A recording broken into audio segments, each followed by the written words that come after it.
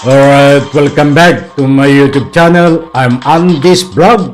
Ito, pag-usapan natin mga kaibigan, itong ginanap na Senate hearing ngayong araw na ito.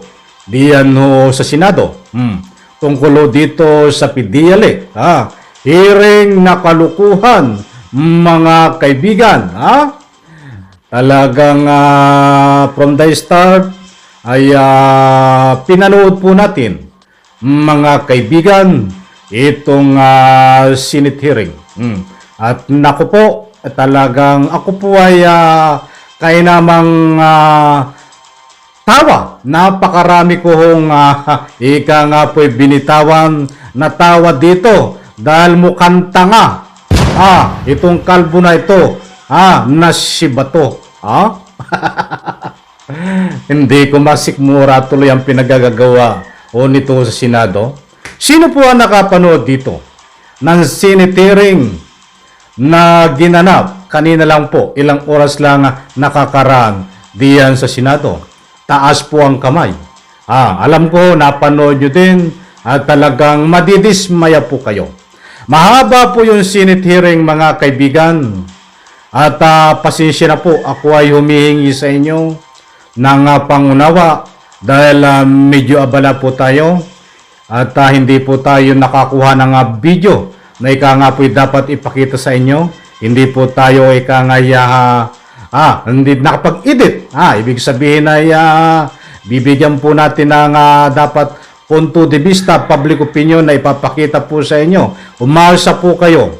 Bukas sa next upload ko tungkol dito sa Senate hearing na ginanap ay ipapakita ko po sa inyo at iisa-isahin po natin, talakayin, bigyan ng punto de vista, public opinion ang naganap na hearing diyan sa Senado. But for the meantime, ay bigyan po muna natin ng kaunting punto de vista, public opinion, komentaryo. Itong nakaraan na hearing, ilang oras lang po ang nakakaraan diyan sa Senado.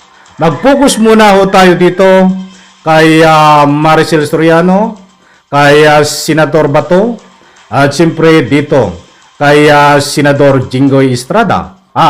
Yan po muna ang ating bibigyan ng kaunting komentaryo at sa susunod nating vlog ay itong iba pang karakter ng mga senador.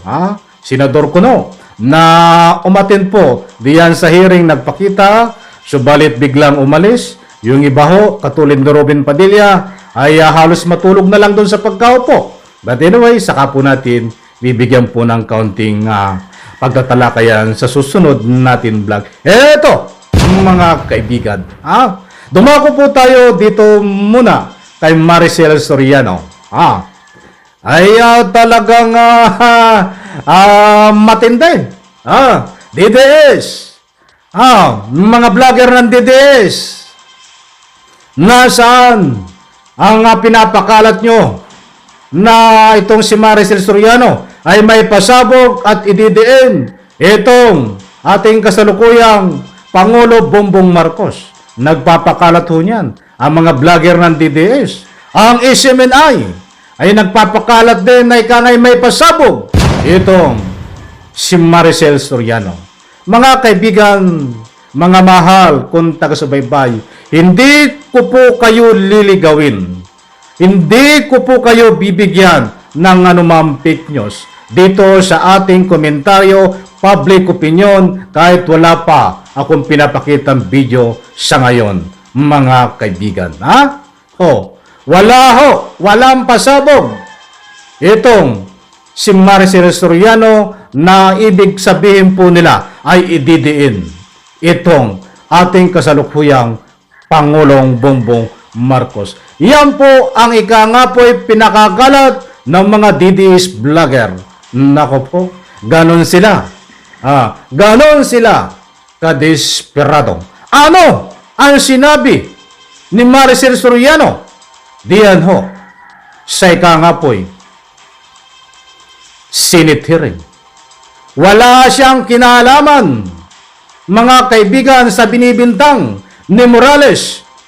Yun lang po, mga kaibigan. At siyempre, inamin niya na mayroon siyang pag-aari diyan sa Rockwell na naibinta niya na po. Mga kaibigan, nasaan ang pasabog dito? Na inuulit ko, nasaan ang pasabog? Wala. Mukhang, ano ngayon ang mga sinasabi nyo? Sa halip, mga kaibigan, ay pinatunayan ni Maricel Soriano na nagsisinungaling si Bato at nagsisinungaling itong PDEA agent na si Morales na testigo na walang kredibilidad. Maliwanag po sa sinasabi niya, hindi totoo yan at hindi siya involved sa anumang ika nga po pinagbabawal na druga. But si Bato ho ay pinaggigiitan at pinapatunayan niya na ika nga po legit ang dokumento at ganun din po itong si Morales at yan po ika nga po hinarang ni Maricel Soriano na ang ibig sabihin po wala siyang alam sa makatuwid. Sinungaling si Bato at sinungaling itong PDEA agent. Bato, hindi ka ba nahihiya? Sabi nga ni Maricel Soriano, ikaw ay hindi totoo. Ba't pinapangalandakan mo na totoo? Natatawa ako, okay? Ay baka tayo kulangin sa oras.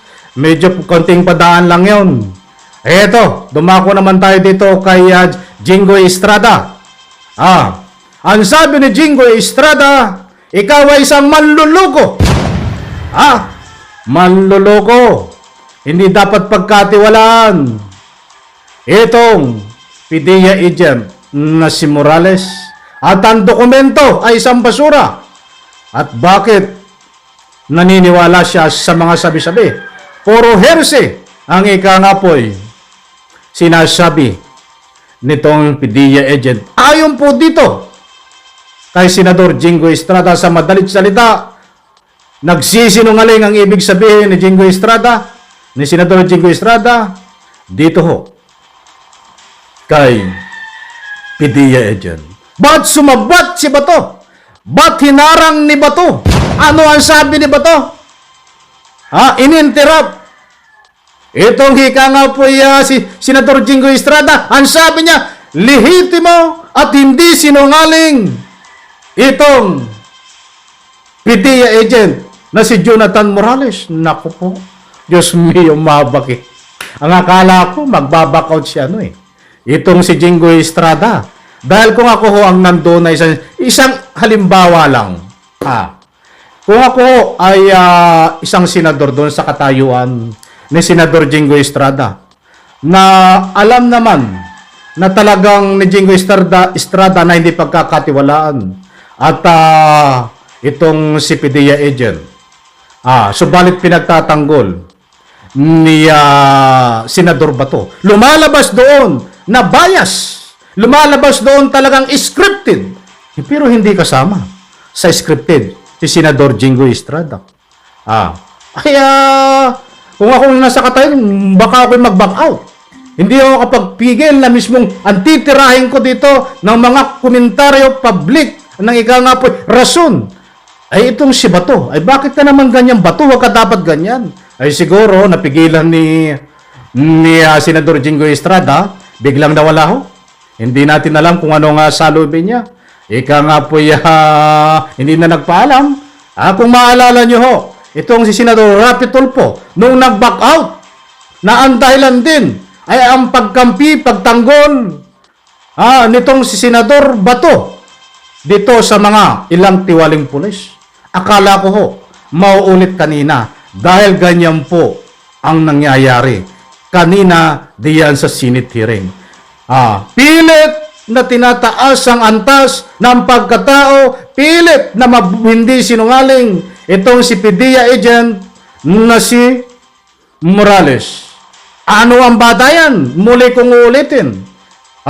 Dahil muling nasabihan diyan sa Senado, itong ika nga po ang batayan ni Senador Bato ay itong 2 butas ng puncher. Anak ng katakot-takot, si Boy Butas ka talaga diyan sa Senado, Senador Bato.